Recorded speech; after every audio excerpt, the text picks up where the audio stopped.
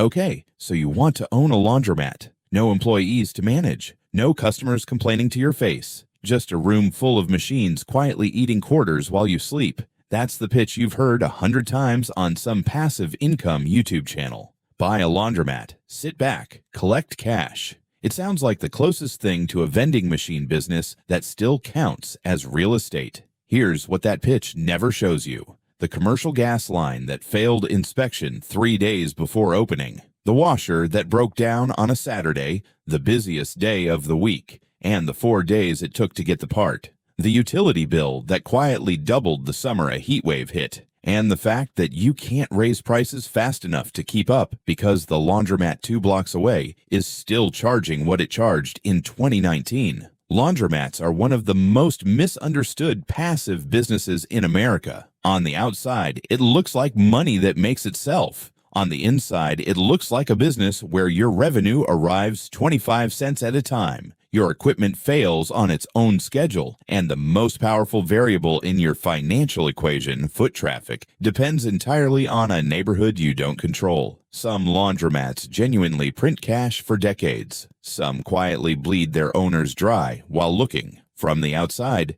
exactly the same. By the end of this, you'll understand exactly which kind you're likely to buy and why. Before we talk about money, we need to talk about what a laundromat actually is, because laundromat gets used to describe several very different businesses that happen to share a building full of machines. There's the unattended coin laundry, no staff at all, just machines and a change dispenser, the purest version of the passive dream, and also the most exposed to vandalism and machine abuse with nobody watching. There's the attended laundromat, with at least one employee on site during operating hours, which costs more to run, but catches problems before they become disasters and often adds a wash and fold service on top. There's the Laundromat Plus model, machines combined with dry cleaning drop-off, vending, or even a small cafe, stacking revenue streams onto the same square footage. And then there's the Express or Hybrid Laundromat, the newer category.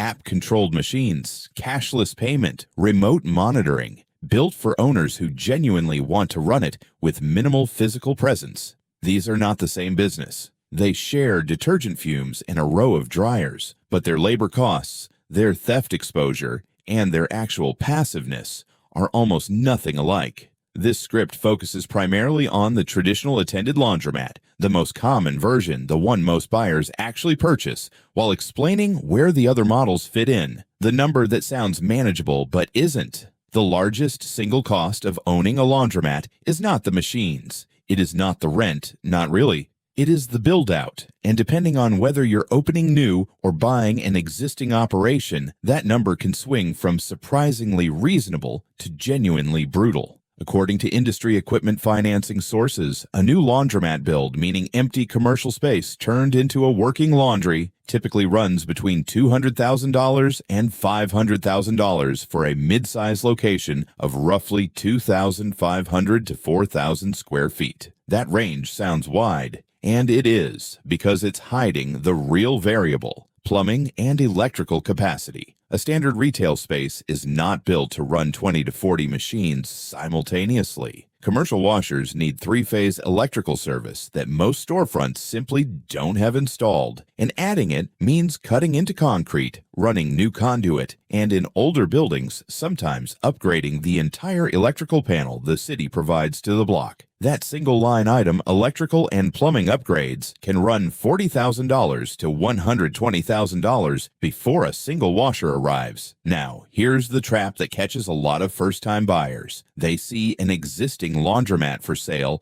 at a price that looks cheap compared to building new, and they think, bargain. But an existing laundromat priced low is priced low for a reason, and the reason is almost always the machines. A commercial washer has a working life of roughly 10 to 15 years with regular maintenance.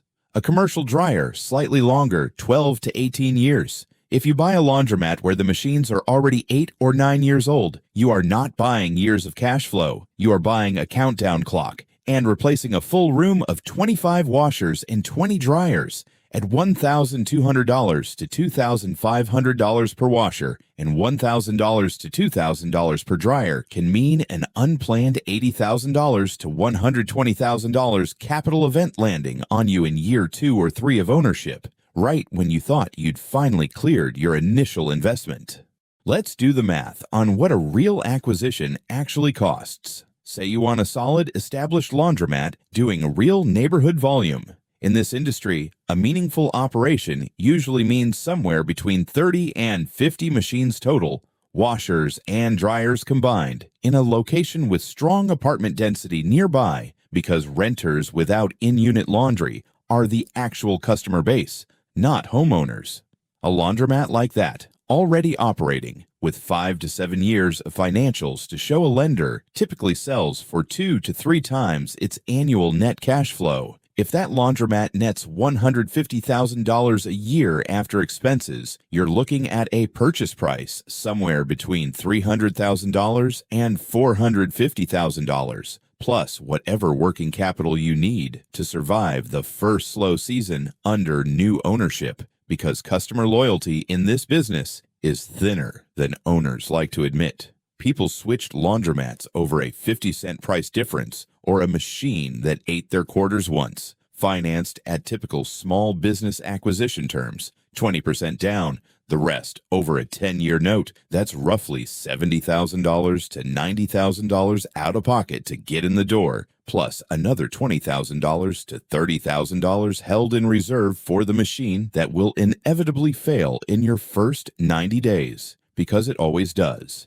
And new owners never budget for it. Here's the piece almost nobody mentions when they talk about laundromat economics. Utilities are not a line item. They are the business. Water, gas for heating that water, and electricity to run the machines typically eat 20 to 25% of gross revenue, making utilities the single largest recurring cost, larger than rent in most locations. A single commercial washer can use 25 to 40 gallons of water per cycle, and a busy laundromat running 30 machines through repeated cycles all day is functionally an industrial water and gas consumer wearing a strip mall storefront. When municipal water rates rise, and in most American cities they have risen steadily for over a decade, that cost hits you immediately and directly. And you cannot pass it on to customers overnight because the coin-op price on your machines is physically printed on the coin slot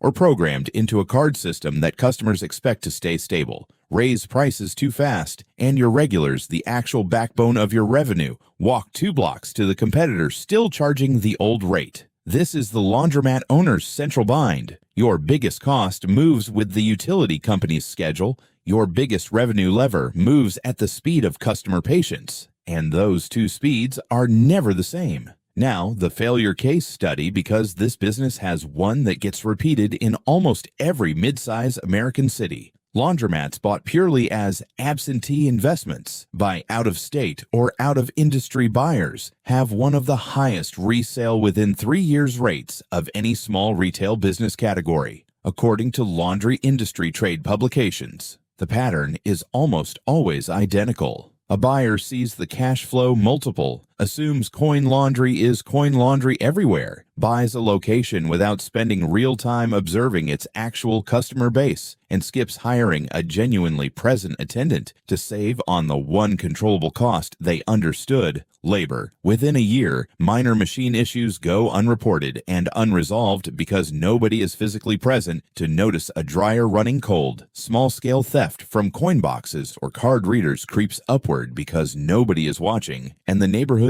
actual laundry-needing renters quietly migrate to whichever competitor still has someone on site who fixes problems the same day. The laundromat did not fail because people stopped needing clean clothes. It failed because the passive part of passive income turned out to require the exact kind of active, boring, daily attention the buyer specifically bought the business to avoid. Let's build a real scenario. Not the best case, not the worst. A realistic first year for someone who buys a 35-machine attended laundromat in a solid working-class neighborhood for $375,000. 20% down, financing the rest over 10 years at a monthly note of roughly $3,100. Gross monthly revenue based on typical utilization for a location like this comes in around $28,000, driven by coin and card payments, plus a modest wash and fold side service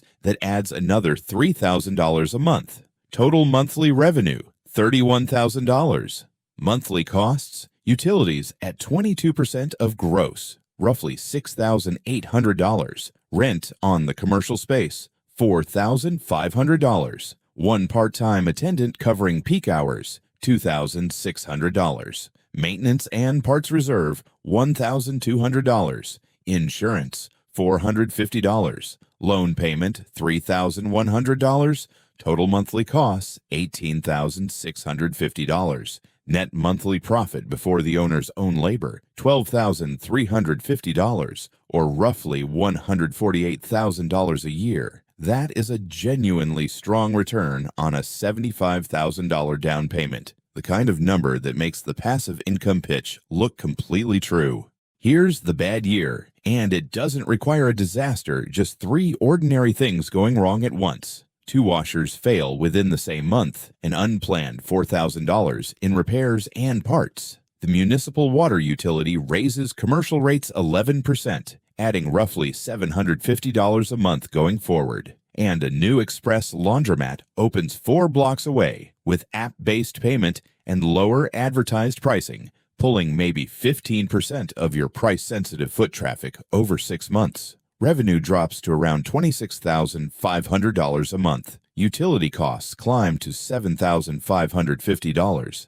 Add the repair bill amortized across the year. Net monthly profit falls to roughly $7,900. Still positive, but a nearly 40% swing from the good scenario. And if a second slow month follows the first, that reserve you set aside disappears fast. The gap between those 2 outcomes is over $50,000 a year, and almost none of it shows up as a single dramatic event. It shows up as a slightly higher water bill, a slightly older machine failing a little earlier than the spreadsheet assumed, and a slightly more price-sensitive customer base than the seller's projections suggested. There's one more layer to this that most first-time buyers never model correctly. Scale doesn't work the way it does in other retail businesses. In a coffee shop, a second location roughly doubles your headaches and your revenue at the same time. In a laundromat, a second location does something different because so much of your cost is fixed to the building itself,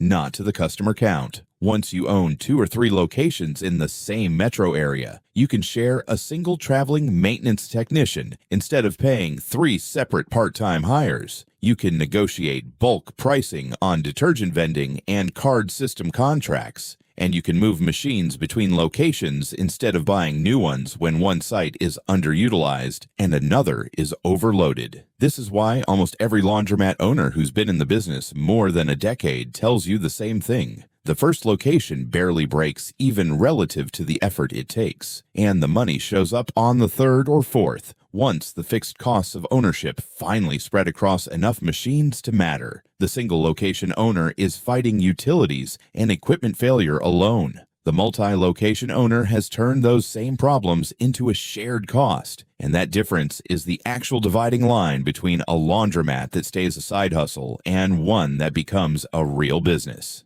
The people who genuinely build wealth in this business are not the ones who bought it to be absentee. They are the ones who treated the passive label as marketing and showed up anyway, who negotiated real utility audits before buying, who budgeted for a machine replacement as a certainty rather than a surprise, and who built a wash and fold or pickup and delivery layer on top of the coin machines because that service, unlike a quarter in a slot, actually earns customer loyalty that a cheaper competitor down the block can't undercut in a week. The machines are not the business. The reliability is the business, which means the answer to whether a laundromat can make you rich is yes, it genuinely can, but not the way the pitch promises. Not by doing nothing, and not on the timeline you imagined when you first pictured quarters falling into a coin box while you were somewhere else entirely. The passivity of the laundromat is a myth. The economics of the laundromat are real, and they reward the owner who shows up quietly again and again, long after everyone else assumed the machines were running themselves.